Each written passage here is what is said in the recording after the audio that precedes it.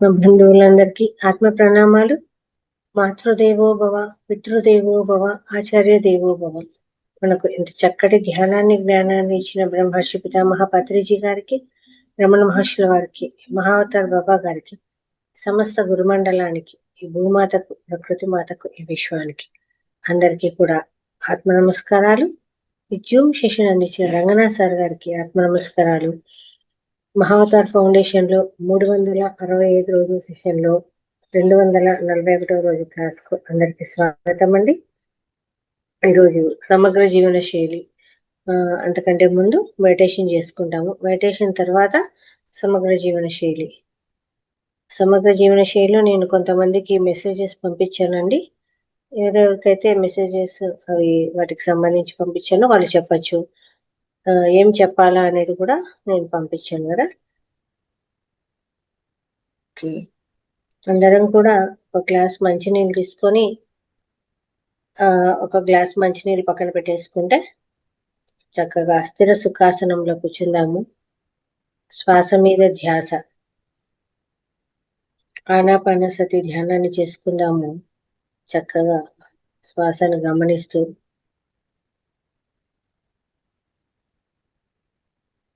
ధ్యానం చేద్దామండి. వేళ్ళలో వేలు వేసుకుందాము, కాళ్ళు క్రాస్ చేసుకుందాము, కళ్ళు రెండు మూసేసుకుందాము. పిరమిడ్ ఉన్న వాళ్ళు పిరమిడ్ పెట్టుకొని మెడిటేషన్ చేసుకోండి. ఆనాపానసతి ధ్యానము. ఆలోచనలు వస్తూ ఉంటాయి, పోతూ ఉంటాయి. ఆలోచనలను కట్ చేసి శ్వాసనే గమనిద్దాం.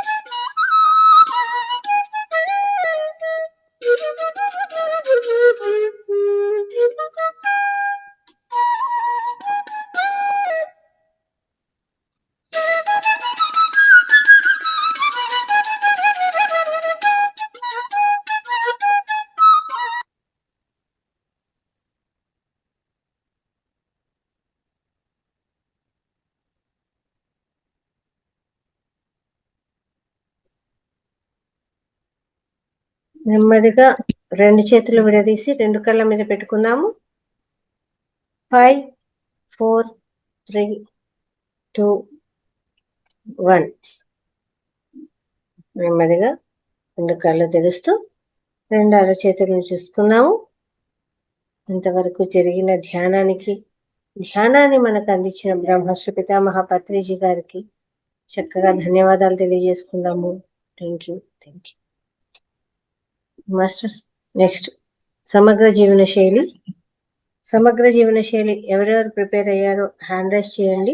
ఒక్కొక్కరినే అన్మ్యూట్ చేసుకొని మాట్లాడుతుంది ఒక్కొక్కరే. ఓకే,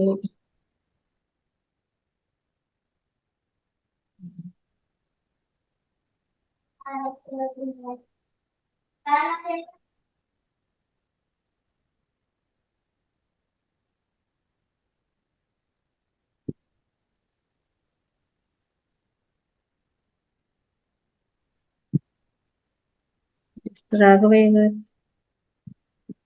సార్ నమస్తే సార్. మేడం, మాతృదేవోభవ, పితృదేవోభవ, ఆచార్య దేవోభవ, గురు బ్రహ్మ, గురు విష్ణు, గురుదేవ మహేశ్వర, సాక్షాత్ పరబ్రహ్మ, తస్మై శ్రీ గురువే నమః. ఈరోజు సమగ్ర జీవన శైలిలో మనం ముద్రలో వచ్చేసి మొదటిది ఉత్తర బోధి ముద్ర గురించి తెలుసుకుందాం. ఈ ఉత్తర బోధి ముద్ర అనేది ఎలా చేయాలని చూసుకుంటున్నాం సార్.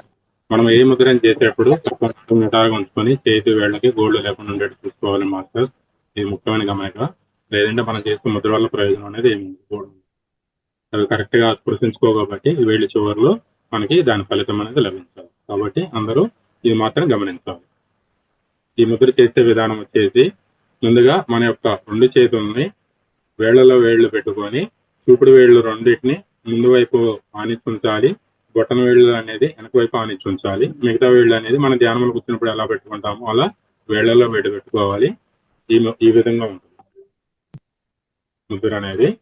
ఇట్లా ముందుకు వైపు మనకి చూపుడు వేలు వస్తుంది. మనకి హృదయం వైపు వచ్చేసి చెస్ట్ వైపు మనకి బొటన వేళ్ళు వస్తాయి. ఈ ముద్ర అనేది మన హృదయ భాగం వచ్చేసి చేతులు అనేవి కొంచెం భుజాలకి స్ట్రైట్ వచ్చేట్టుగా ఉంచుకోవాలి. ఈ విధంగా పెట్టి ఈ ముద్రను ప్రాక్టీస్ చేయాల్సి ఉంటుంది. ఈ ముద్ర చేసే సమయం వచ్చేసి 25 నిమిషాల నుంచి 35 నిమిషాల వరకు ప్రాక్టీస్ చేయవచ్చు మాస్టర్. ఇది ఆడపిల్లల ఏంటంటే పిల్లలకి మొదలు వచ్చే ఋతు ధర్మములో కడుపు నొప్పి రాకుండా ఉండటకు ఈ ముద్ర ఎంతగానో సహాయపడుతుంది. ఇది 10 నిమిషాల నుంచి 15 నిమిషాల వరకు సాధన చేసిన మంచి ఫలితం వస్తుంది. ఈ ముద్రనే మనం యోని ముద్ర అని కూడా అందుము. దీని యొక్క ఉపయోగాలు తెలుసుకుందాం మాస్టర్. ఈ ముద్ర నాడీ మండలము శ్వాసక్రియను శక్తివంతం చేస్తుంది. ఇది స్త్రీల సమస్యలకు దూరం చేస్తుంది. ఋతు ధర్మములో అధిక రక్తస్రావము నియంత్రించును. మోనోప్లాజ్ సమస్యలో వచ్చే సమస్యలు కూడా రాకుండా ఈ ముద్ర కాపాడుతుంది. వేళ్లు కలపడం వలన కుడి చేతి వేళ్లలో ఉన్న శక్తి ఎడమ చేతి వేళ్లలో ఉన్న శక్తి కుడి చేతి వేళ్లలోకి ప్రవహిస్తుంది. శక్తి సమతుల్యం కావడం వలన కుడివైపు మెదడు ఎడమ వైపు మెదడులో చర్యలు సమతుల్యం అవుతాయి. చూపుడు వేళ్లు బొటన వేళ్లు కలవటం వలన ప్రాణశక్తి ప్రవాహం ఉద్రిక్తం అవుతుంది. ఈ ముద్ర వల్ల శరీరము మనస్సు ప్రశాంతంగా ఉండి ధ్యానానికి ఏకాగ్రతకు సహకరించును. ప్రాణశక్తిని బయటకు పోనివ్వకుండా అంతర్ముఖం చేస్తుంది. మోచేతులు భుజాలు ఎత్తులో ఉన్నందున ఛాతీ విప్పారి శ్వాస ఎక్కువగా తీసుకోగలుగుతాము. తద్వారా కడుపు నొప్పి, తలనొప్పి, అతి చిరాకు, కోపం మొదలైన లక్షణాలు తగ్గుతాయి. ఆధ్యాత్మిక ప్రయోజనాలు మాస్టర్. ఈ ముద్ర సాధన వలన మణిపూరక చక్రము ప్రభావితం అవుతుంది.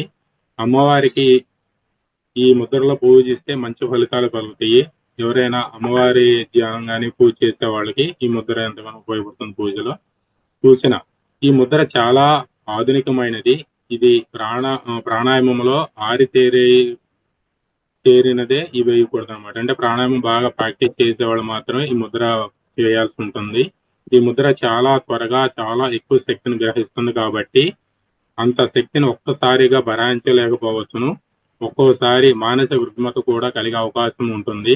కాబట్టి ప్రాణాయామం చాలా సంవత్సరాలు చేసిన తదుపరినే ఈ ముద్ర ప్రాక్టీస్ చేయాల్సి ఉంటుంది. మహిళలు వారి సమస్య తీరిన వెంటనే ఈ ముద్ర ఆపేయటము మంచిది. ఈ ముద్ర ఒకసారి చూస్తాను చూడండి మాస్టర్. ఈ ముద్రని ఉత్తర బోధి ముద్ర అని అంటారు. వేళ్లలో వేళ్లు పెట్టుకొని ఈ చూపుడు వేళ్ళు రెండు కలిపి ముందు వైపు ఉంచుకోవాలి. బొటన వేలు వెనక వైపు ఉండేట్టు ఈ రెండు బొటన వేలు కలిపి ఉంచాలి. ఇట్లా కనిపిస్తుంది. సార్ కనిపించట్లేదు సార్, కొంచెం క్లియర్ గా చూడండి. ఇట్లా చూడండి. ఇప్పుడు ఓకేనా? Okay sir, okay sir. చూపుడు వేలు వచ్చేసి ముందు వైపు ఉంటుంది మేడం సార్. ఈ బొటన వేలు వెనక వైపు ఉంటుంది. ఈ ముద్ర వచ్చేసి మనము హృదయ భాగం దగ్గర పెట్టుకొని చేయాలి. చేతులు పైకి అంటే మన భుజం లెవెల్కి వచ్చేట్టుగా చేయాలి. ఇంతకుముందు మనం ప్రాక్టీస్ చేసిన ముద్రలన్నీ తొడవ పైన పెట్టుకొని మనకు ఆకాశం వైపు ఉండేట్టుగా అరచేతులు పెట్టి చేస్తాం ముద్ర. ఇది అట్లా కాకుండా కలిపి మనం హృదయం దగ్గర పెట్టుకొని చేస్తాము ముద్ర. అంటే ప్రాక్టీస్ చేసే టైం 25 నిమిషాల నుంచి 35 నిమిషాలు ఉంటుంది. ఇది ప్రాణాయామం చేసిన వాళ్ళు మాత్రమే, అలవాటు ఉన్న వాళ్ళే ప్రాక్టీస్ చేయాలి. లేని వాళ్ళు చేయకూడదు మాస్టర్. ఈ వృత్తి సంబంధమైన ఇబ్బందులు ఉన్న వాళ్ళు ఒక 15 నిమిషాల వరకు చేసుకోవచ్చు. 10 నిమిషాల నుంచి ఆ సమస్య తీరిన తర్వాత ఈ ముద్ర ప్రాక్టీస్ చేయాల్సిన అవసరం ఉంది. ఇంకో ముద్ర వచ్చేసి ఆస్తమ ముద్ర, రెండో ముద్ర. ఈ ఆస్తమ ముద్ర ఏ విధంగా చేయాలో ఒకసారి చూసుకుంటాం మాస్టర్. ఈ చేతులు వచ్చేసి ఈ మధ్య వేళ్ళు వచ్చేసి ఈ గోళ్ళను కలిపి ఉంచాలి. ఈ బొటం వేలు ఈ మధ్య వేలుని మడిచి ఉంచి ఇటువైపు కూడా ఎడం చేసి మడిచి ఉంచి ఈ రెండు వేళ్ళని కలిపి ఉంచాలి గోళ్ళ దగ్గర. మిగతావన్నీ స్ట్రైట్గా ఉంచుకోవాలి. బొటం వేలు స్ట్రైట్గా ఉంటుంది, చూపుడు వేలు స్ట్రైట్గా ఉంటుంది, ఈ ఉంగరపు వేలు స్ట్రైట్గా ఉంటుంది, చిటికిన వేలు కూడా స్ట్రైట్గా ఉంచుకోవాలి. ఈ మధ్య వేలు మాత్రమే తిరిగి ఉంటుంది.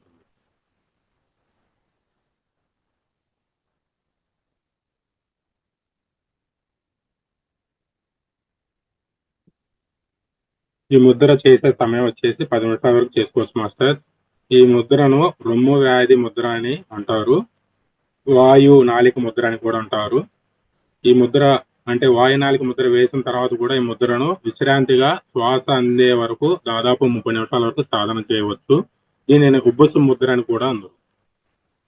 దీని యొక్క ప్రయోజనాలు: ఆత్మవిశ్వాసాన్ని పెంచుతుంది, పిరికితనాన్ని పోగొడుతుంది. ఈ ముద్ర ఆస్మా రాకుండా చికిత్సా విధానంగా ఉపయోగపడుతుంది. అదేవిధంగా ఆస్మా కానీ, రొమ్ము వ్యాధి, ఉబ్బసము మొదలైన శ్వాస సంబంధిత రుగ్మతలు ఉన్న వాళ్ళు ఈ ముద్రను ఎంతగానో ఉపయోగపడుతుంది.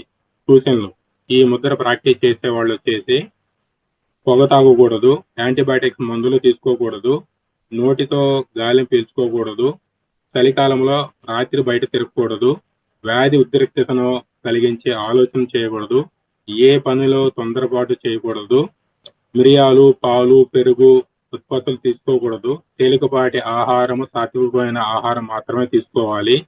ఆస్మా రోగులు, ఉబ్బసపు వ్యాధిగ్రస్తులు తప్పగా రోజు మొత్తంలో 20 నిమిషాలు అనులోమ విలోమ ప్రాణాయామం చేయవలను. 20 నిమిషాల పాటు సూర్యభేది ప్రాణాయామం కూడా చేయాలి.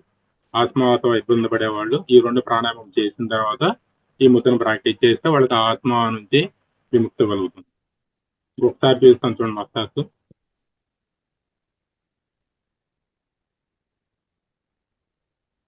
ఈ మధ్య వేళ్ళని మడిచి ఈ గోళ్ళు రెండింటిని తాకిచ్చి ఉంచి మిగతా వేళ్ళని స్ట్రైట్గా ఉంచుకోవాలి.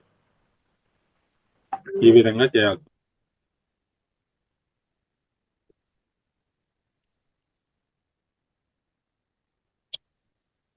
నమస్తే మేడం, సదవకాశం కల్పించినటువంటి లలిత మేడం గారికి, అదేవిధంగా రంగాల సార్కి చదువు ఆత్మ ప్రణామం మరియు కృతజ్ఞత. మొదటి ముద్ర పేరు ఒకసారి చెప్పండి సార్. ఉత్తర భోజ ముద్ర. ఉత్తర భోజ, ఉత్తర బోధి బోధి. బోధి.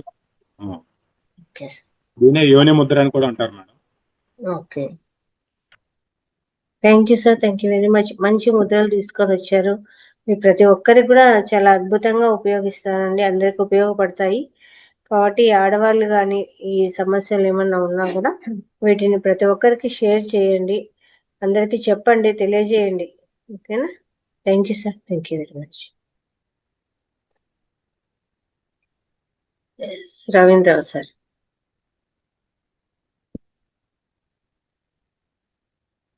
నమస్తే మేడం గారు. నమస్తే సార్. రంగనాథ మాస్టర్ గారికి, మన లలితా మేడం గారికి, జూమ్ సెషన్ లో పాల్గొన్నటువంటి సహజానందరికి కూడా నా యొక్క ఆత్మ ప్రణామములు. ఈరోజు సమగ్ర జీవన శైలిలో భాగంగా అజీర్తి గురించి తెలుసుకుందాం. ఇండైజేషన్, అజీర్తి గురించి తెలుసుకుందాం అనమాట. అసలు అజీర్తి ఎందుకు వస్తుంది దాని గురించి తెలుసుకునేసి దాని యొక్క నివారణకి ఏం చేయాలో తెలుసుకుందాం అనమాట. ఈ యొక్క అజీర్తిని ఇండైజెషన్ అనేది ఎక్కువగా మన యొక్క ప్రస్తుతం ఉన్నటువంటి జీవన విధానంలో ఈ యొక్క యాంగ్జైటీ వల్ల, మానసిక ఒత్తిడి వల్ల, పగల సమయంలో నిద్రించడం వల్ల కానీ, రాత్రుళ్ళు మేల్కో ఉండడం కానీ, లేకుంటే విరుద్ధ ఆహారం తీసుకోవడం వల్ల కానీ, ఈ అజీర్తి కలిగించే పదార్థాలు అంటే పిజ్జాలు, బర్గర్లు, అలాగే ఈ మైదాతో చేసినటువంటి పదార్థాలు ఎక్కువగా తీసుకోవడం వల్ల కూడా ఈ యొక్క అజీర్తి అనేది వస్తుంది. ఇక్కడ మనము విరుద్ధ ఆహారం అనే మాట వచ్చింది కాబట్టి ఒకసారి ఆ విరుద్ధ ఆహారాలు ఏంటో కూడా ఒకసారి తెలుసుకుందాం. ఎందుకంటే మనం అన్ని మంచి పదార్థాలు అనుకొని తీసుకుంటాము, కానీ శాకాహారమైనా సరే ఒక పదార్థం తిన్నప్పుడు ఇంకో పదార్థం తినకూడదు అనమాట. అదే విరుద్ధ ఆహారం అంటారు. వాటిల్లో కొన్ని ముఖ్యమైన వాటి ఒకసారి చెప్పుకుందాం. చూడండి, అరటి పండుని జామ పండు ఎప్పుడు కూడా కలిపి తినకూడదు అంట. అరటి పండు, జామ పండు కలిపి తినకూడదు. ఒకటి తినిన తర్వాత వెంటనే ఇంకో దాన్ని తినకూడదు. కొంత టైం ఇచ్చిన తర్వాత ఒకవేళ తింటే ఏమవుతుందంటే కడుపులో తిప్పినట్లు ఉంటుంది. ఒకసారి కొంతమందికి తలనొప్పి కూడా రావచ్చు అంట. అట్లాగే రెండవది, పనస పండు, పాలు కలిపి తీసుకోరాదు. కొంతమంది పనస పండుని ఈ యొక్క పాలు పోసి కూడా వండుకుంటుంటారు. అది చాలా తప్పంట. అలా చేసినప్పుడు చర్మ రోగాలు కూడా వస్తాయి. కాబట్టి పనస పండుని, పాలని కలిపి తీసుకోకూడదు. ఇంకా తర్వాత బొప్పాయి తిన్న తర్వాత నిమ్మకాయని ఎప్పుడు తినకూడదు. బొప్పాయి పండు మనం ఎక్కువ తింటుంటాం కదా, అది తిన్న వెంటనే నిమ్మ పండుని తినకూడదు అనమాట. అలా తినిన దానివల్ల ఎనీమియా సమస్య, హిమోగ్లోబిన్ సమస్య వస్తుంది. ఇంకొకటి, నిమ్మకాయ, పాలు కలిపి తీసుకోకూడదు. నిమ్మకాయని, పాలను రెండు కలిపి తీసుకోకూడదు ఎప్పుడు కూడా. అట్లాగే రాత్రి భోజన సమయంలో ఎప్పుడు కూడా నిమ్మకాయ ఊరగాయని ఎట్టి పరిస్థితుల్లో తీసుకోకూడదు. ఎందుకంటే అది తీసుకున్న దాని వల్ల ఉసిరి పచ్చడి కూడా అది తీసుకోకూడదు. దానివల్ల ఏంటంటే అసిడిక్ ఫార్మేషన్ వల్ల మెదడులో నరాలు చిట్టే ప్రమాదం ఉంది. అది మాత్రం చాలా జాగ్రత్తగా ఉండాలి. రాత్రి సమయంలో ఎట్టి పరిస్థితి కూడా పుల్లటి పదార్థాలు తీసుకోకూడదు అనమాట. ముఖ్యంగా మనం ఊరగాయని ఈ పెరుగులో కానీ నంచుకుంటారు. పెరుగు కూడా సాధ్యంతారు రాత్రి సమయాల్లో పెరుగు తినకూడదు. కాబట్టి మనం ఒకవేళ తినేవాళ్ళు ఎవరైనా ఉంటే నిమ్మకాయ ఊరగాయ మాత్రం ఎట్టి పరిస్థితుల్లో కూడా రాత్రి సమయంలో తినకూడదు. ఉసిరి పచ్చడి కూడా తినకూడదు అనమాట. అట్లాగే బెండకాయతో పాటు కానీ తిన్న తర్వాత కానీ కాకరకాయ కూడా తినకూడదు. కాకరకాయ, ముల్లంగి కూడా తినకూడదు అనమాట. ఇప్పుడు మనం చెప్తున్న పదార్థాలన్నీ మంచివే విడివిడిగా తింటే, కానీ ఇక్కడ విరుద్ధ ఆహారం అవుతున్నాయి అనమాట ఇక్కడ. కాబట్టి బెండకాయని, ఈ యొక్క కాకరకాయని కలిపి తినకూడదు. అలాగే ముల్లంగి కూడా తీసుకోకూడదు. ఇలా తీసుకుంటే ఏముందంటే చర్మం పైన దద్దుర్లు వస్తాయంట, పొడలు కొంతమందికి పొడలు కూడా వస్తాయి. కాబట్టి అవి కొన్ని పరస్పర విరుద్ధ ఆహారం అని చెప్పుకున్నాం. అలాంటి ఆహారం తీసుకున్నప్పుడు కూడా మనకి అజీర్తి రావచ్చు. అట్లాగే ఈ అజీర్తి వచ్చినప్పుడు ఇంకా కొన్ని లక్షణాలు ఎట్లా ఉంటాయంటే కడుపు నొప్పి వస్తుంది కొంతమందికి కడుపు ఉబ్బరంగా ఉంటుంది, శరీరం బెగదీసినట్లుగా ఉంటుంది, అసౌకర్యంగా ఉంటుంది. కొంతమందికి తల తిరుగుతుంటుంది, నోట్లో నీళ్లు గురతా ఉంటాయి అన్నమాట. అట్లాగే ఛాతిలో, గొంతులో కానీ కడుపులో కానీ కొద్దిగా మంటగా అనిపిస్తుంటుంది. అపాన వాయువు వెడలకుండా విరోచనాలు, కొంతమందికి మోషన్స్ అవుతాయి. ఇంకొంతమందికి పుల్లటి తేన్పులు వస్తుంటాయి అనమాట. ఒక రకంగా చెప్పాలంటే అదో నోట్లో నీరు ఉన్నట్టుగా పుల్లగా వికారంగా అనిపిస్తుంటుంది అనమాట. కాబట్టి ఇవన్నీ కూడా ఈ యొక్క అజీర్తి లక్షణాలు కొన్ని. మరి వచ్చినప్పుడు ఏం చేయాలి అంటే మనకి సాధ్యం ఇప్పుడు చెప్పేటన్నీ కూడా మన ఇంటిలో అందుబాటులో ఉన్న వస్తువులే చెప్తున్నాను నేను. అది జాగ్రత్తగా నోట్ చేసుకోండి. వాము, జీలకర్ర, ధనియాలు, సైంధవ లవణం, ఈ 4 వస్తువులు మన ఇంట్లో ఉండేటివే. వాటిని నాలుగిటిని కూడా సమానంగా కలుపుకొనేసి ఉదయం, సాయంత్రం భోజనానికి ముందు తీసుకోవాలన్నమాట. వాము, జీలకర్ర, ధనియాలు, సైంధవ లవణం, ఈ 4 సమానంగా తీసుకునేసి వాటిని పొడి చేసే సరే మామూలుగా తినొచ్చు. మామూలుగా నలిపితే అన్ని నలిగిపోయేటివి కాబట్టి తినొచ్చు అనమాట. అవి ఉదయం, సాయంకాలం తీసుకోవాలి కొద్ది మోతాదులో. అట్లాగే ఇంకోటి రెండోది, శొంఠి, ధనియాలు, జీలకర్రలను కలిపి చక్కగా కషాయం కాచి 20 ml ఉదయం, సాయంత్రం భోజనానికి ముందు తీసుకోవాలి. శొంఠి, ధనియాలు, జీలకర్ర ఆ మూడింటిని కషాయం కాసుకోవాలి. కషాయం ఉన్నాయి 20 ml ఉదయం, సాయంత్రం భోజనానికి ముందు తీసుకోవాలి.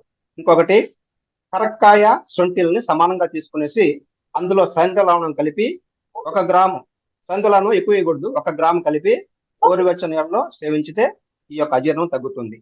ఇంకొకటి, పుదీనా రసాన్ని 1 చెంచా గోరువెచ్చని నీటిలో ఉదయం, సాయంత్రము భోజనానికి ముందు సేవించాలి.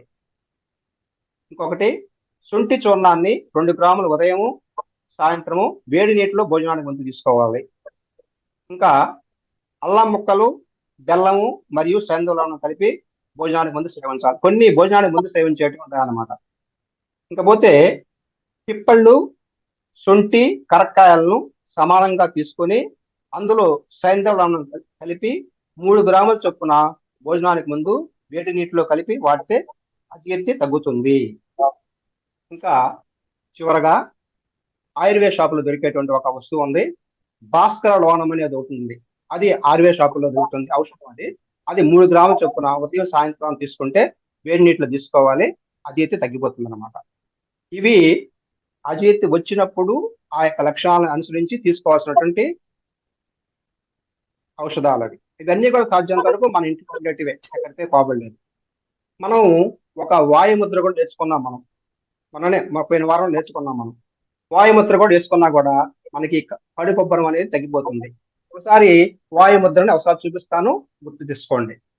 మామూలుగా మనకు తెలుసు కదా, చేతులు శుభ్రంగా ఉండాలి. మన సార్ రాఘవేశ్ గారు చెప్తున్నారు కదా, మన యొక్క బొటన వేలి చివరి భాగంలో ఈ యొక్క చూపుడు వేలను ఉంచేసి ఈ యొక్క బటన్ వేలని దానిపైన చేసుకోవాలి. మరో 3 వేళ్ళు కూడా అలా స్ట్రైట్ గా ఉంటాయన్నమాట. ఇది వాయుముద్ర. వాయుముద్ర కనుక మన మామూలుగా ముద్రలు ఎప్పుడు కూడా ఆహారం తీసుకున్న తర్వాత 1.5 గంటల సేపు తర్వాత వేసుకోమని చెప్పి, కానీ ఇక్కడ అవసరం కాబట్టి వెంటనే వేసుకోవచ్చు. మనకి జీర్ణం సాధ్యంత వరకు ఆ కడుపొబ్బరం అనేది తగ్గిపోతుంది అనమాట. కాబట్టి ఆ వాయుముద్రను కూడా వేసుకునేసి ఆ యొక్క అజీర్ణ సమస్య నుంచి మనం బయటపడేదానికి అవకాశం ఉంది. కాబట్టి ఈ యొక్క సాధ్యంత వరకు పరస్పర విరుద్ధమైన ఆహారం తీసుకోకుండా ఉండాలి. అట్లాగే ఆయిలీ ఫుడ్ అంటే జీర్ణం కాకుండా ఉండే పదార్థాలు ఎక్కువ తీసుకోకుండా ఉంటే సాధ్యంత వరకు మనకు కడుపు ఆరోగ్యంగా ఉంటుంది, మన ఆరోగ్యం బాగుంటుంది.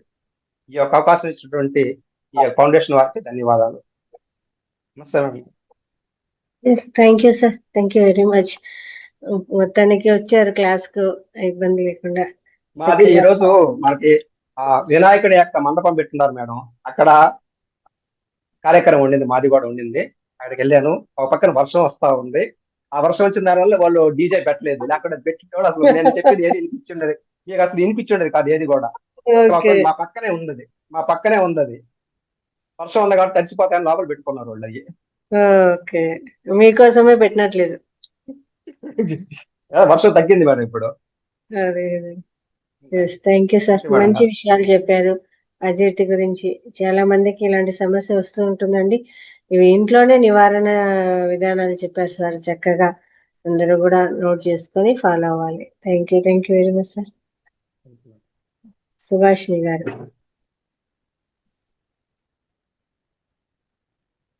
నమస్తే మేడం. నమస్తే మాస్టర్స్ అందరికి. ఇవాళ నేను గొంతు నొప్పికి, గొంతు బొంగురు నొప్పి రెండిటికి నివారణ చెప్తున్నాను.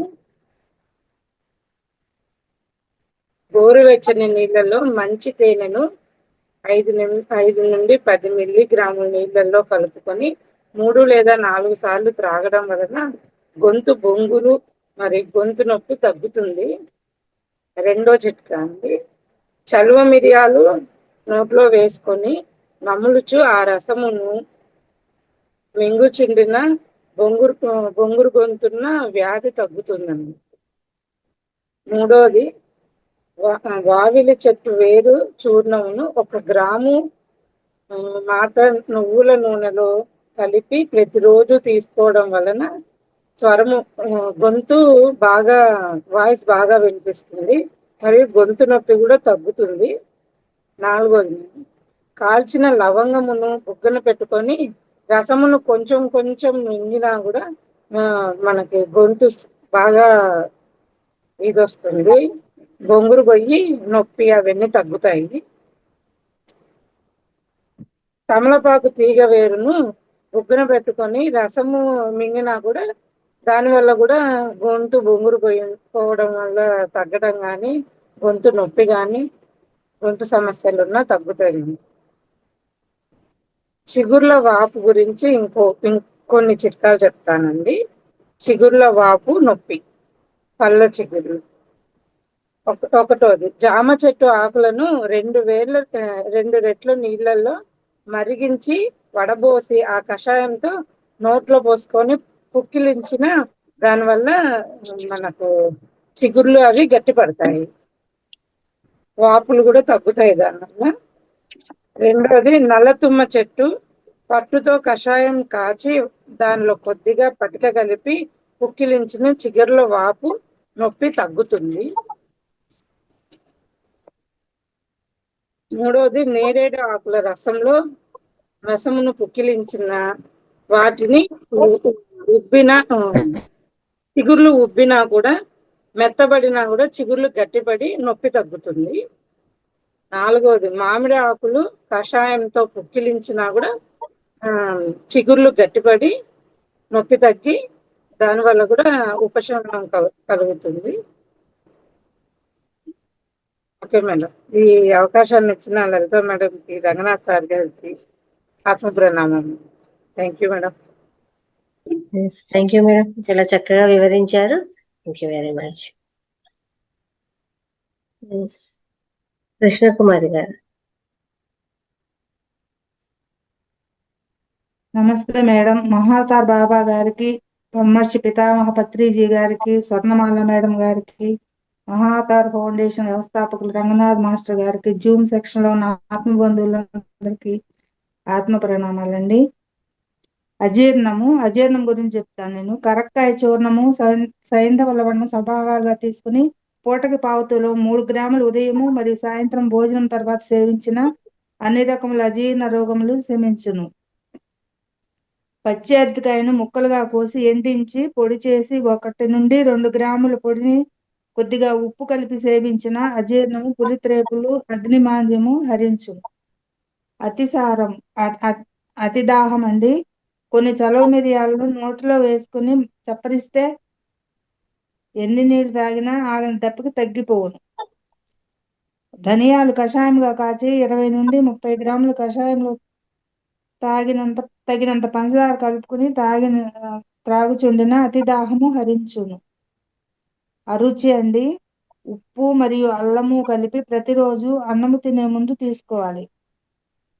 రెండోది ఎండు ద్రాక్ష పండ్లు, కరక్కాయ మరియు కండ శర్కర సంభాగాలుగా తీసుకుని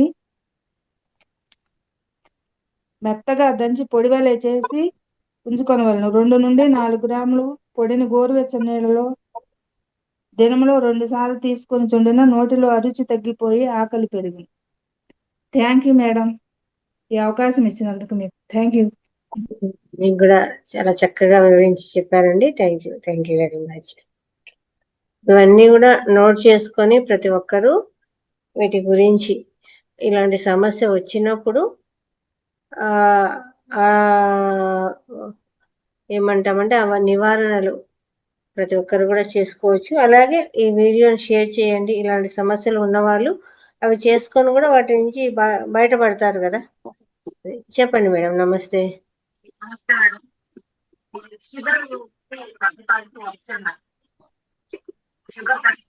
మేడం వాయిస్ సరిగా రావట్లేదు.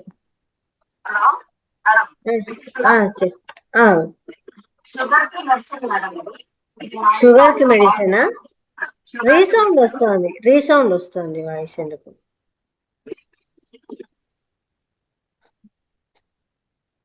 మేడం వినిపిస్తుందా? ఇప్పుడు ఓకే.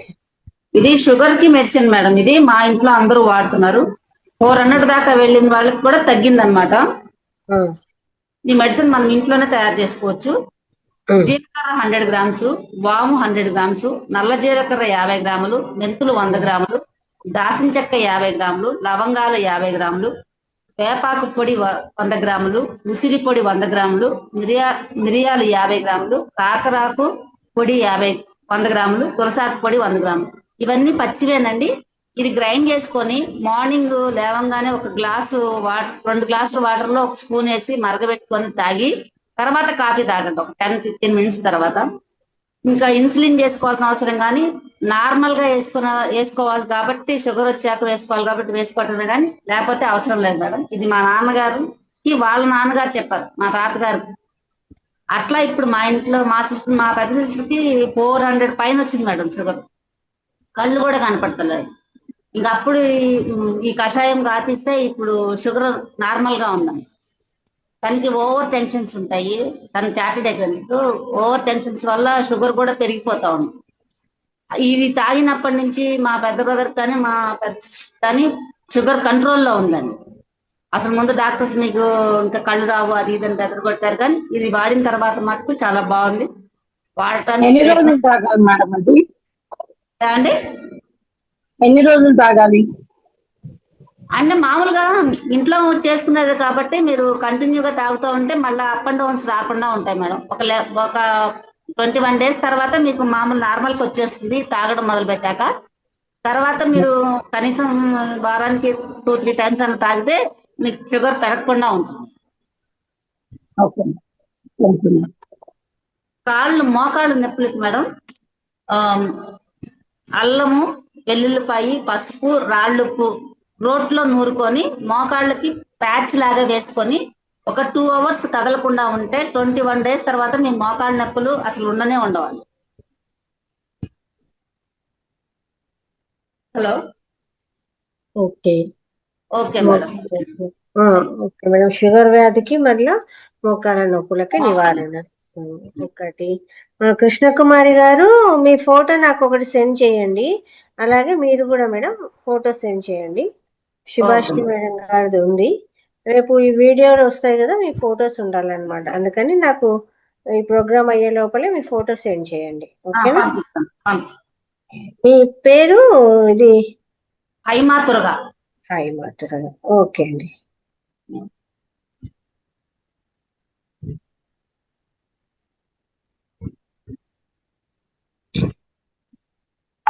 Thank you madam. చాలా చక్కగా టిప్స్ బాగున్నాయి.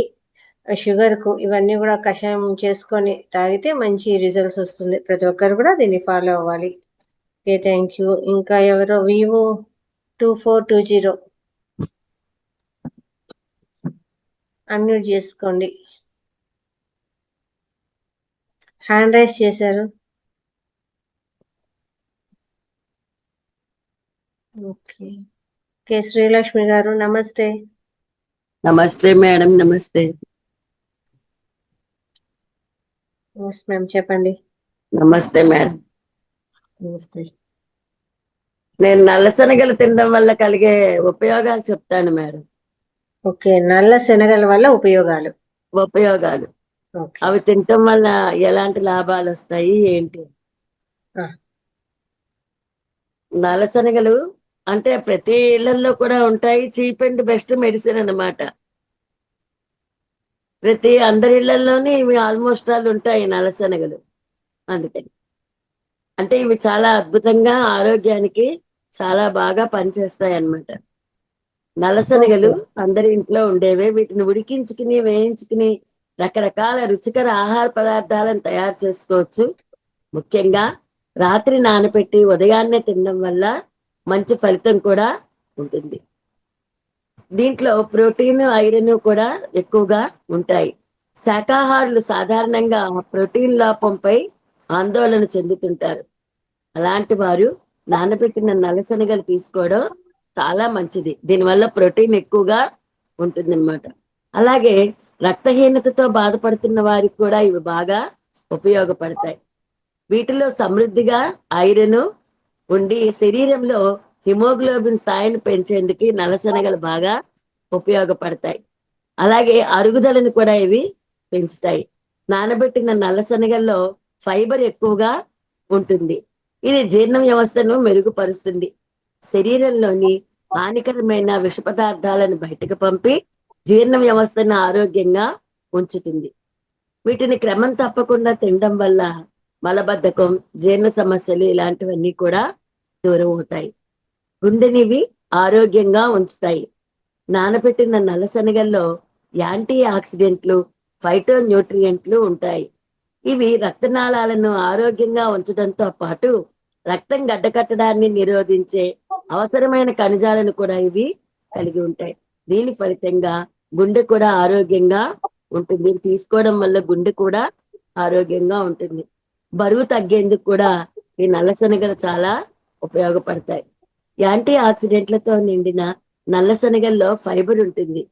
అది ఎక్కువసేపు మనల్ని ఆకలి వేయకుండా ఉంచుతుంది అనమాట. అనారోగ్యకరమైన అల్పాహారాలను కూడా అతిగా తినకుండా నిరోధిస్తుంది. కొలెస్ట్రాల్ స్థాయిని కూడా తగ్గిస్తుంది. వీటిలోని కరిగే ఫైబరు పిత్త ఆమ్లాలను బంధించడంలో సహాయపడుతుంది. దీంతో పాటు శరీరంలోని కొలెస్ట్రాల్ స్థాయిని కూడా తగ్గిస్తుంది. చెడు కొలెస్ట్రాల్ ఏదైనా ఉందంటే అది నివారిస్తుంది. నల్ల శనగల్లోని డైటరీ ఫైబరు ఆరోగ్యానికి చాలా మేలు చేస్తుంది. ఇది జుట్టును కూడా చాలా చక్కగా కాపాడుతుంది. ఈ నల్ల శనగలు తీసుకోవడం వల్ల జుట్టుకు విటమిన్లు ఖనిజాలు అందిస్తాయి. ఇందులో ప్రోటీన్ పుష్కలంగా ఉంటుంది. ఇది జుట్టు కుదుళ్లను బలంగా ఉంచి జుట్టు రాలడాన్ని నివారిస్తుంది. నానబెట్టిన నల్ల శనగలను క్రమం తప్పకుండా తీసుకుంటే తెల్ల జుట్టు రాకుండా నివారిస్తుంది. ఇది శక్తికి గొప్ప మూలం. ఉదయాన్నే నానబెట్టిన నల్ల శనగలను తినడం వల్ల రోజంతా శక్తి ఉంటుంది. క్రమం తప్పకుండా తీసుకోవడం వల్ల బలంగా ఉండి శరీర బలహీనతను నివారిస్తుంది. క్యాన్సర్ ప్రమాదాన్ని కూడా ఈ నల్ల శనగలు నివారిస్తాయి. ఎందుకంటే వీటిలో ఫైటో న్యూట్రియంట్స్, యాంటీ ఆక్సిడెంట్లు రొమ్ము క్యాన్సర్, పెద్దపేగు క్యాన్సర్ ప్రమాదాన్ని తగ్గించడంలో ఈ నల్ల శనగలు సహాయపడతాయి. గర్భిణీలకు, బాలింతలకు కూడా తీసుకుంటే వాళ్ళకి ఐరన్ సమృద్ధిగా లభిస్తుంది. ఇది చర్మానికి కూడా చాలా ఉపయోగపడుతుంది. చక్కగా చర్మం మెరిసేలా ఉండడానికి కూడా ఈ నల్ల శనగలు ఉపయోగపడతాయి. అంతేకాకుండా రక్తంలో చక్కెరను కూడా నియంత్రిస్తుంది. నల్ల శనగలను నానబెట్టుకుని తీసుకుంటే రక్తంలో చక్కెర స్థాయి నియంత్రించబడుతుంది.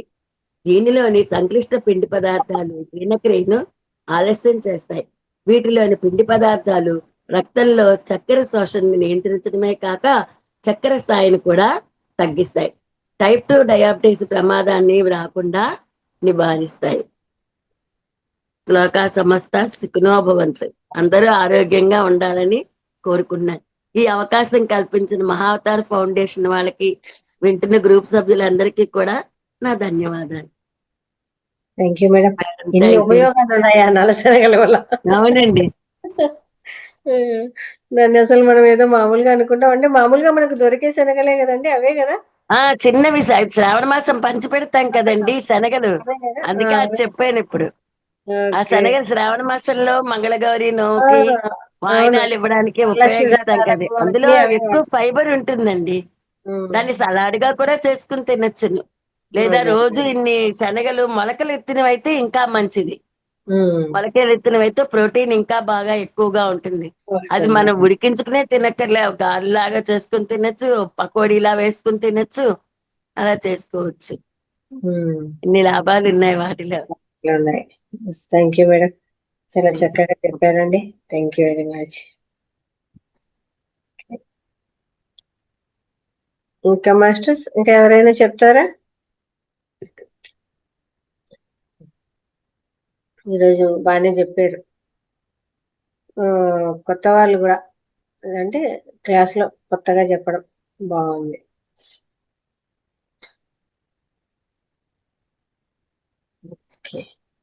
ఓకే అండి, సమగ్ర జీవన శైలి బాగా జరుగుతోంది. అలాగే ఈ వీడియోస్ అన్నీ కూడా మనం షేర్ చేస్తాము. మళ్ళీ వాటిని మీరు మొత్తం మీ వాట్సాప్లో అందరికీ పంపించారంటే ఎవరెవరికి ఏమేమి సమస్యలు ఉన్నాయి ఇలాంటివి చూసి వాళ్ళు వాడడం వల్ల వాళ్ళకు కూడా మంచి జరిగింది అనుకోండి. ఓకే, దీని నుంచి మనకు బాగా అయింది కదా అనుకుంటారు కదా. ఆ మందుల జోలికి పోవడము, ఇంకా ఏమేమో సమస్యలు అవ్వడము కదా. కాబట్టి అట్లా కాకుండా ఇట్లా చిన్న చిన్న దానిలతోనే ఇబ్బంది లేకుండా అవ్వచ్చు, మేలైపోతుంది ఈజీగా. థ్యాంక్ యూ అండి, థ్యాంక్ యూ అందరికీ కూడా. తిరిగి రేపటి సెషన్లో కలుసుకుందామండి. Very much.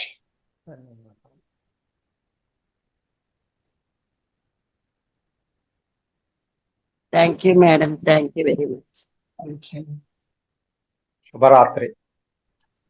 సార్ శుభరాత్రి. మీకైతే ఇప్పుడు స్పీకర్ లేదు కాబట్టి నిజంగా శుభరాత్రి. మాకు మా పక్కనే గణేష్ అని పెట్టారు, కానీ అయితే అందరూ మొత్తం అంతా ఎంప్లాయర్స్ అంతా కాలనీ కాబట్టి ఏం సౌండ్ ఏం చేయరు. ఆ టయానికి ఏదో సాయంకాలము పూజ డీజే సౌండ్ పెట్టుకోవాలంటే బాగుంటది మేడం. మామూలు పాటలు పెట్టే బాగుంటుంది. డీజే సౌండ్ పెడతారు, చెవులు తుట్లు పోతుంటాయి. మామూలు కావాలంటే ఆ స్పీకర్ ఏదో పిల్లలైతే పెట్టారు ఒప్పుకోరు. కానీ దాంతో పిల్లలు కాస్త dance programmes, classical dance programmes, పద్యాలు, శ్లోకాలు. 3వ తరగతి పిల్లోడు అండి, శ్రీరామ రక్షా స్తోత్రం చదివాడు. ఎంత పెద్దగా ఉంటుంది శ్రీరామ రక్షా స్తోత్రం, మొత్తం చెప్పాడండి. చిన్న పిల్లోడే, ఎంత బాగా పిల్లలు ఒక్కొక్కరొకరు ఒకరిని చూసి ఎన్ని శ్లోకాలు చెప్తా ఉన్నారో పిల్లలందరూ కూడా. అంత కాంపౌండ్ లో అందరూ బాగానే ప్రోత్సహిస్తున్నారు పిల్లలను. లేదండి, నవ్వే డేస్ పేరెంట్స్ కూడా పిల్లలందరికీ మంచి ఎంకరేజ్మెంట్ అలా ఇస్తున్నారండి బానే. చేస్తున్నారు. మొత్తం శ్లోకాలు చెప్పడము, ఆ తర్వాత క్లాసికల్ డాన్స్ పిల్లలది చక్కగా బాగుంది. లేకపోతే ఆ సినిమా పాటలు, ఆ డాన్సులు అవన్నీ ఏం లేకుండా మంచి మంచి పాటలు, భక్తి పాటలు ఇవే నడుస్తున్నాయి.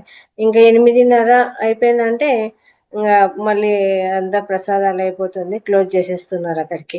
నాకు కూడా క్లాస్కి ఇబ్బంది ఉండదు. ఇంత వాళ్ళు ఏదో ఆడవాళ్ళు ముచ్చట్లు పెట్టుకున్నా, అమ్మ నాకు క్లాస్ టైం అయితే నేను వస్తాను, ఓకే ఓకే మీరు వెళ్ళిపోండి నేను వచ్చేస్తాను కాబట్టి ఏమి ఇబ్బంది లేకుండా నడిచిపోతుంది. మళ్ళీ పొద్దున్నే మామూలుగానే ఉంటుంది కానీ బాగుంది, ఈ గొడవ లేకుండా. అట్లా ఉంటే డిస్టర్బెన్స్ లేకుండా ఎవరికి ఇబ్బంది ఉండదు. లేకపోతే ఇప్పుడు ఏదైనా కొంచెం హెల్త్ ఇష్యూస్ ఉన్న వాళ్ళు కూడా ఉంటారు, అంతంత సౌండ్లు పెడితే వాళ్ళకు కూడా ఇబ్బందే కదా, అందరికీ టెన్షన్ వచ్చేస్తుంది. Sound pollution. పిల్లలు ఉంటే, చిన్న పిల్లలున్నా ఓన్ ఇబ్బంది పడతారు, సీనియర్ సిటిజన్స్ ఉంటే ఇబ్బంది అయిపోతుంటుంది అంతంత సౌండ్లు పెడితే. అలా కాకుండా నార్మల్ గా చేసుకుంటే బాగుంటుంది. అది రెస్ట్రిక్షన్ పెట్టేశారండి, డీజేలు వాడకూడదని కలెక్టర్ ఆదేశాలు వచ్చేసి. అట్లా ఉంటే మేలు సార్. లేకపోతే ప్రతి ఒక్కరికి పోయిన సంవత్సరం మా వాళ్ళు కూడా కొంచెం సౌండ్ ఎక్కువ పెట్టేసరికి అవతల నుంచి ఎవరో రాలేదు సార్, దీని మీద భయపడే దెబ్బకి ఇంకా అంతే సౌండ్ మానేసి రాలేదు, భయపడి. ఇంకా ఏమంటే ఎవరికి ఏమి ఇబ్బంది కాలేదు. ఈ హైదరాబాద్ లో కొంచెం చెప్పాలంటే ఏరియా ఉంటుంది కదా, వాళ్ళదే ఎక్కువ డామినేషన్ ఉంటుంది.